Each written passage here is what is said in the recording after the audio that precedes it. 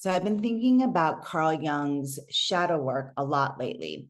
Now, I kind of think about it all the time because I help a lot of people and working through their shadow. And although I'm not perfect at it, I attempt to look at my own shadow. But what I'd like to do is read the definition of what shadow work is. And it was created by Carl Jung. And I truly believe that if we can confront our own shadow, all of this stuff that's happening out in the world today might not be as intense as it is if we all confronted our own shadow. But you know this, many people are so busy pointing. That's bad, they're wrong, this is wrong, that we're ignoring our own shadow work. And then society can continue to create and co-create all this breakdown. So, but I'm not going to go too far into that today. So what I want to talk about is the shadow and how important it is for us to work on our shadow. Like, it's so important. It is not all love and light out there. And if you meet a teacher that tells you that it's all rainbows and unicorns, or spiritual someone, or anybody at all, or if you have that part of yourself that just doesn't want to see the dark, it doesn't exist. If I don't look at it, it doesn't exist. If I don't acknowledge it, it doesn't exist. Now, acknowledgement and feeding it are two different things. Okay. So like, acknowledging it is one thing, feeding it is another. So if you are one of those people, then definitely listen to this. And if you're a human being with a subconscious, then you definitely want to listen to this. So here, I'm going to read this definition. Carl Jung's shadow work involves bringing the unconscious, often negative aspects of the personality into conscious awareness to foster self-understanding and wholeness. This is what I just said too. It's about acknowledging, not necessarily eliminating, these hidden parts of ourselves to achieve a more balanced and integrated self. The process often involves confronting fears, desires, and emotions that have been repressed, learning from them, and ultimately integrating them to reduce their destructive potential and empower oneself.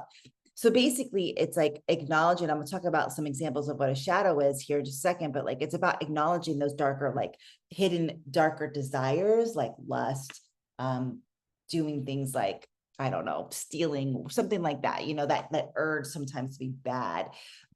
Acknowledging these unconscious thoughts, not to, like it said, to get rid of them, but to acknowledge them, to integrate them. And in the way I see it is so that we can up level, right? If we're ignoring, denial, it just gets worse. It doesn't get better. Just like an addiction, right? If you ignore an addiction, what happens to that addiction? It just starts growing.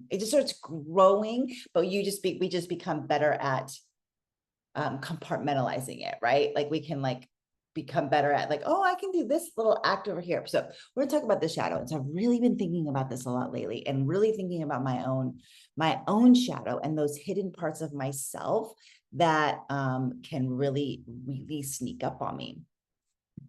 And for me, one of the places that it shows up for me, and I've talked about this in other videos, is my relationship to sexuality, because I was so abused as a kid. I mean, gnarly sexual abuse by both men and women. So a lot of times I can get really like, I don't know, obsessed, not the right word, but it's not always men that are the abusers. It's really not. And sometimes it is the women.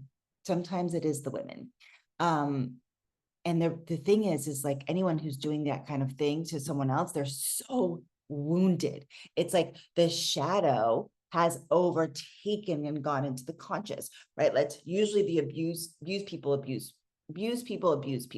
So if someone's actually acting out and abusing a child or something like that, then their unconscious shadow has reached the consciousness and they're acting out, even though it's usually done in like almost like a robotic fashion. So anyway, so my shadow can often be somehow wrapped up in that either suppression or overactivity, or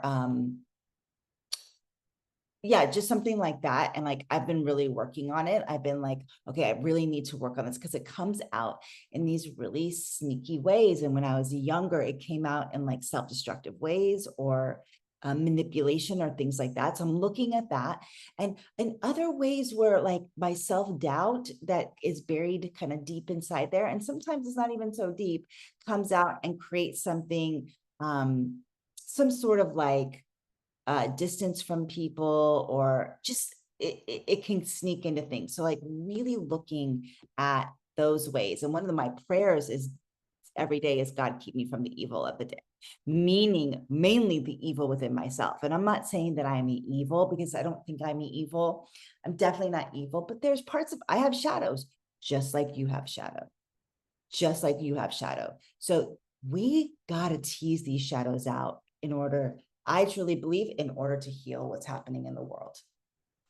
If we're not working on our own shadow, it just gets projected everywhere, right? Like the projection of hatred onto world leaders, actors and actresses, it's all self-projection. It's all self-projection. I know I'm not even going to go into the big T, Trump. I'm not going to go into that. Like, he is probably one of the most loved and the most hated people to have ever existed. The dichotomy is so fascinating to me. It's fascinating to me, but many people project their hatred. Many projection people project, I'm not saying their love.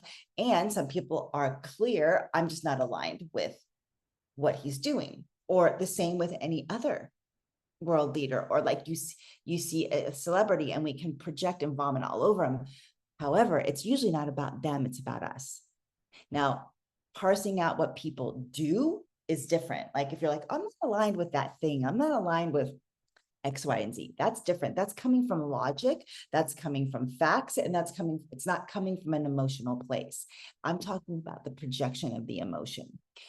And many people believe, and I actually do too, that we co-create all of these events, all of them, like the pandemic, 9/11, like our subconscious shadow creates all this. So why in some other planets, like if you listen to the Arcturian channeling that I've done, why on other planets they not having, other species are not having these challenges that we do, like destruction and death and murder?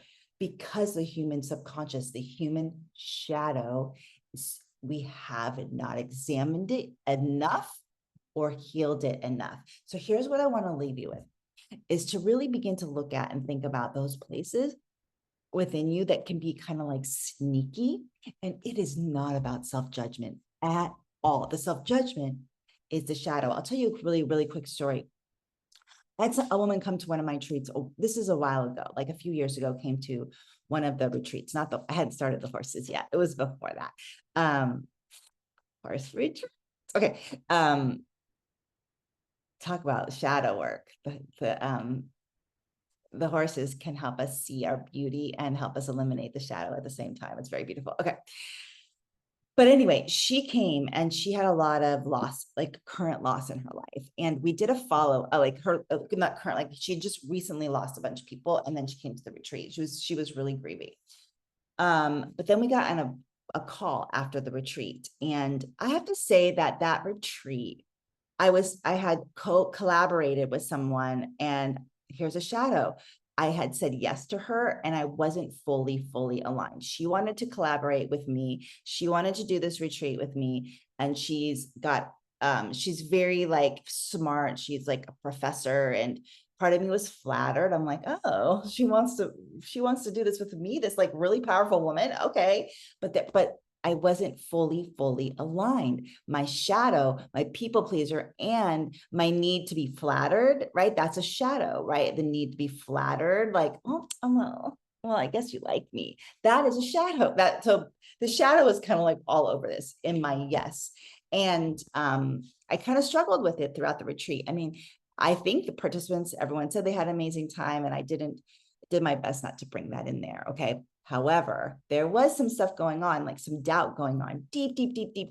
She picked up on it. This woman picked up on it. And so when we had our follow-up call after the retreat, she kind of went after me, and it went after me. Here, I'll explain it.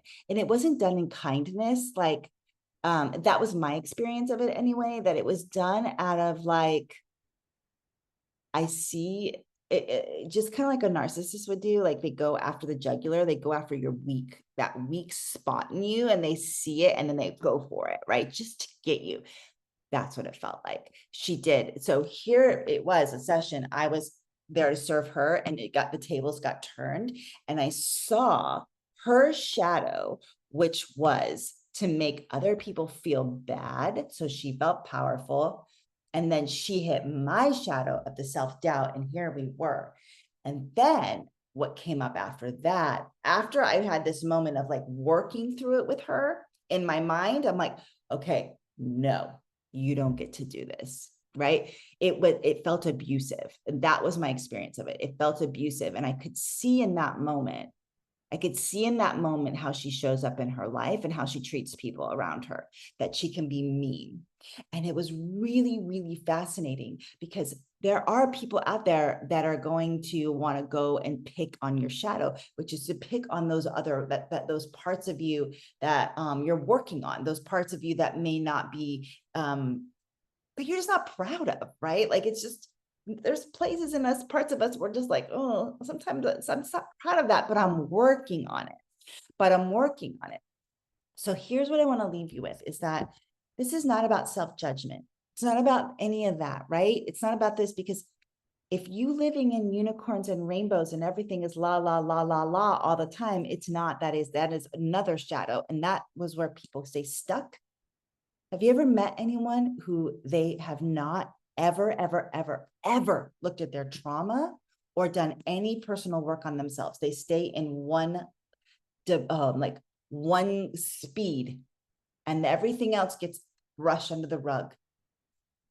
Almost, it's very, very, very dangerous thing to do, because it will come out either physically or it will come out to other people. Physically, meaning it will manifest in the body. It doesn't go away just by ignoring it. So here is my call. Like, here's what I'd love for all of us to do as spiritual warriors, because it is the time of truth, and not just the truth of what's going on out there, but the truth of what's going on in here. So this week and beyond and forever, but specifically this week, here's what I'd love both of us to do. I'd love us both to take this week and really, really begin to look at those places that are sneaky within you, desires, self-doubt, places that you're out of alignment, places where you lash out, places where you might be judgmental, places where you might be, I'm trying to think, like sneaky, things like that. Just, and use it as an example, a way to just use this week as time to get to observe it and notice it. And like Carl Jung says, acknowledge it. Why?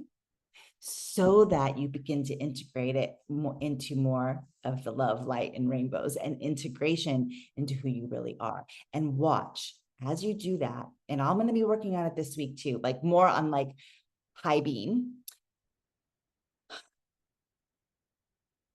how things might even start to fall in place more around your, in your life, in the day-to-day,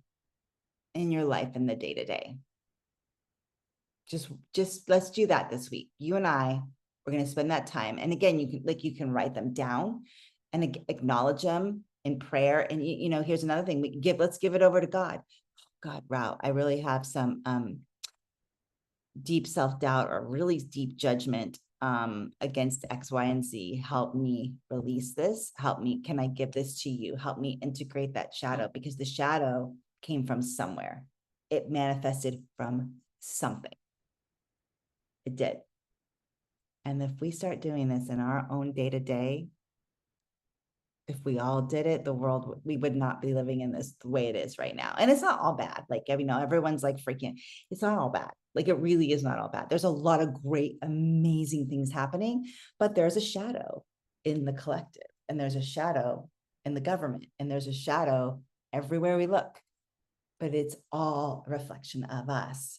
So the more inner work that we can do, the better. In the spiritual warrior in you and in myself, it's time to really get like truthful, not shameful. Not shameful, but truthful. All right, my name is Beth Osmer, and I will see you on the next video.